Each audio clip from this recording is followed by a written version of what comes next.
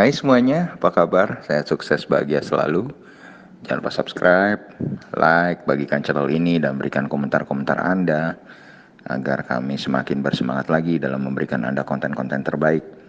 Bagi Anda yang selama ini telah mendukung kami doakan Anda selalu diberikan kesehatan, rezeki dan kebahagiaan yang melimpah. Mari kita mulai sebuah insight mengenai 3 buah saham untuk kita pelajari bersama untuk perdagangan hari Senin tanggal 16 November 2020.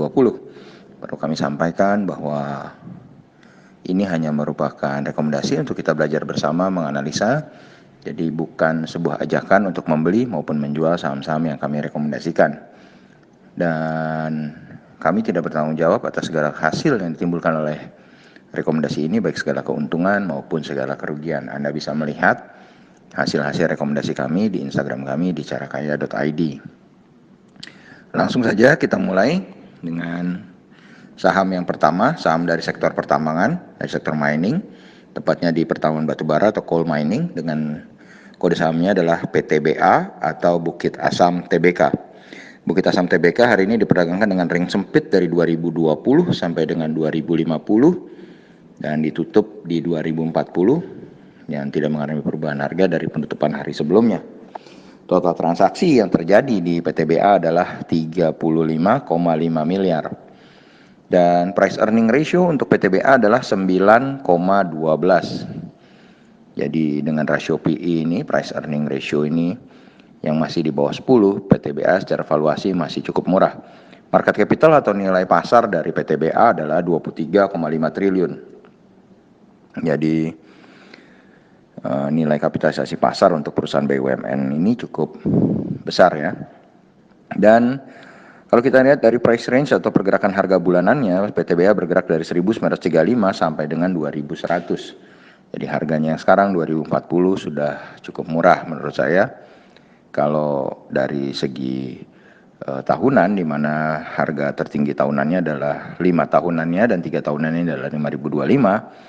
Dan harga tertingginya dari awal tahun adalah 2870, tapi kalau secara bulanan saya pikir masih kita bisa kategorikan tinggi karena tertingginya adalah 2100 dan terendahnya adalah 1935. Kemudian investor asing mencatatkan total jual bersih hari ini di dalam PTBA sebesar 5,31 miliar rupiah dengan broker CS tampil sebagai top net seller dan broker DR tampil sebagai top net buyernya.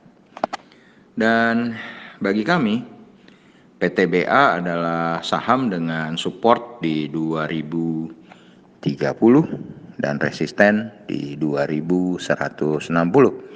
Jadi trading range kami untuk PTBA hanya dari 2030 sampai dengan 2160.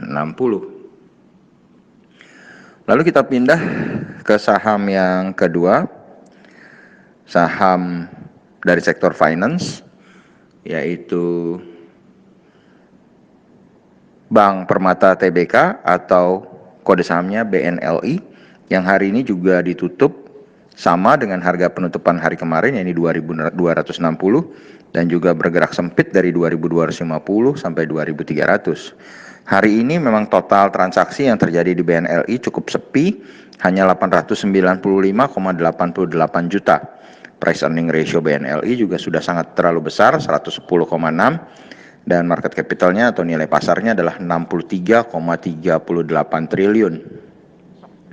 Kalau kita lihat rentang harga bulanan dari BNLI adalah dari 1945 sampai dengan 3210. Di mana 3210 itu juga merupakan ada all time high atau harga tertinggi dari BNLI. Dan kalau kita lihat harga bulanannya, memang BNLI masih bisa kita kategorikan cukup murah karena dari rentang harganya BNLI diperdagangkan dari mulai 1945 sampai dengan 3210. Hari ini investor asing tidak ada kegiatan di dalam BNLI dan broker yang tampil sebagai top net sellernya adalah broker PD dan top buyernya adalah broker YP. Dan kalau kita lihat BNLI memiliki support di 2150 dengan resistennya di 2670. Jadi trading range kami untuk BNLI cukup lebar dari 2150 sampai dengan 2.670. Dan yang terakhir, akhirnya kita pindah ke sektor konsumsi atau consumer goods dengan perusahaannya adalah Indofood Sukses Makmur Tbk atau kode sahamnya adalah INDF. INDF hari ini diperdagangkan juga dengan ring yang sangat sempit dari 7.100 sampai dengan 7.200 dan ditutup di 7.100. Total transaksi yang terjadi di Indofood Sukses Makmur ini cukup lumayan, 51,53 miliar. Dan price earning ratio untuk Indofood adalah 10,97. Jadi secara valuasi Indofood masih kita kategorikan cukup bagus. Sedangkan market capitalnya atau nilai pasarnya adalah 62,34 triliun, cukup lumayan besar. Dan kalau kita lihat rentang harga bulanan untuk INDF adalah dari 6.825 sampai dengan 7.300. Ini membuat harga INDF saat ini 7.100 ada di medium channelnya atau di pertengahan. Dan harga tertinggi INDF dari awal tahun sampai sekarang adalah di 8.300 dan harga tertingginya dalam 5 tahun terakhir adalah 9.200 rupiah. Investor asing hari ini tercatat melakukan jual bersih di INDF sebesar 13,95 miliar rupiah dengan broker BK memimpin sebagai top net sellernya, sedangkan top net buyernya adalah broker YP. Dan bagi kami, INDF memiliki support di 7.025 dengan resistennya di 7.600. Jadi trading range kami untuk INDF adalah 7.025 sampai dengan 7.600. Demikianlah apa yang bisa kami sampaikan hari ini untuk 3 buah saham yang kami rekomendasikan. Semoga bermanfaat. Tetap sehat, tetap semangat, maju terus dalam mencapai profit maksimal di pasar modal Indonesia. Dan jangan lupa untuk selalu berusaha bahagia. Saksikan terus berbagai informasi, insight, dan video-video menarik lainnya dari carakaya.id yang saat ini sudah lebih dari 600 video tersedia di dalam galeri kami. Sampai jumpa di berbagai insight dan informasi menarik lainnya dari carakaya.id.